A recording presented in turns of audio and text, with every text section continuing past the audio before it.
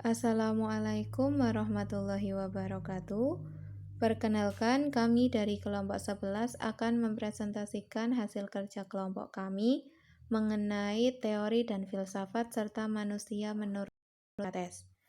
Sebelumnya, perkenalkan anggota kelompok kami terlebih dahulu. Yang pertama ada Lugina, NIM 4319060.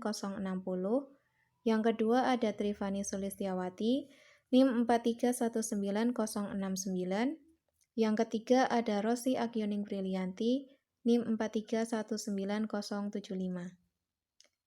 Materi yang pertama mengenai teori dan filsafat dari Sokrates.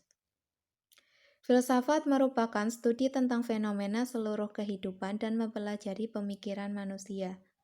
Sokrates lahir di Athena pada tahun 470 sebelum Masehi dan wafat pada tahun 399 sebelum Masehi.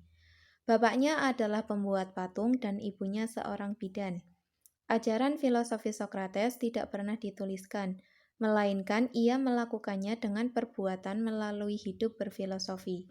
Sokrates beranggapan bahwa tujuan dari ajarannya tersebut yaitu untuk mengajarkan orang mencari kebenaran yang berlaku untuk selamanya dan difungsikan sebagai fungsi hidup.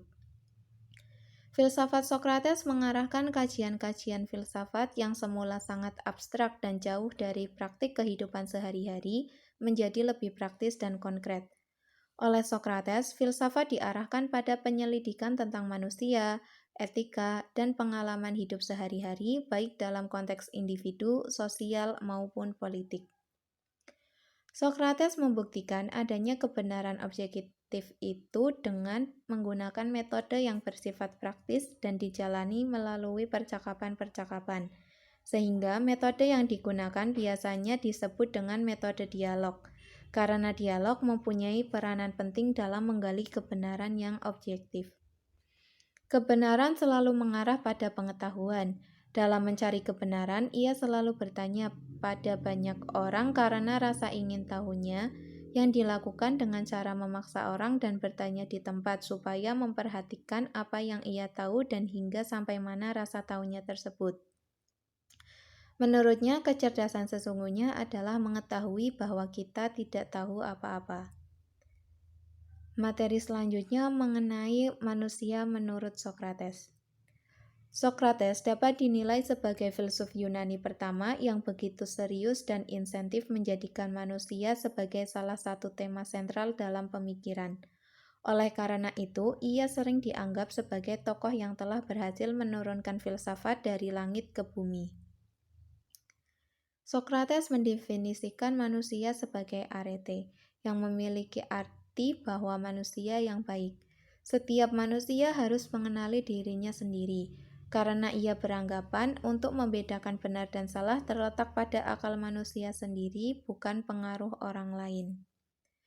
Semakin banyak ilmunya, harus semakin baik perilakunya, sehingga dengan bertambahnya ilmu diharapkan lebih baik pemikiran dan perilakunya.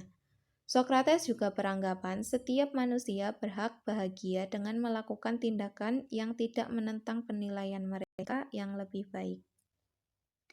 Seperti keyakinannya bahwa perilaku yang baik itu dituntun oleh pengetahuan akan yang baik pula, maka sudah jelas bahwa yang baik itu pasti dan tidak relatif, serta berlaku terus-menerus dan bukan hanya sementara. Sekian presentasi yang dapat kami sampaikan. Kurang lebihnya mohon maaf. Wassalamualaikum warahmatullahi wabarakatuh.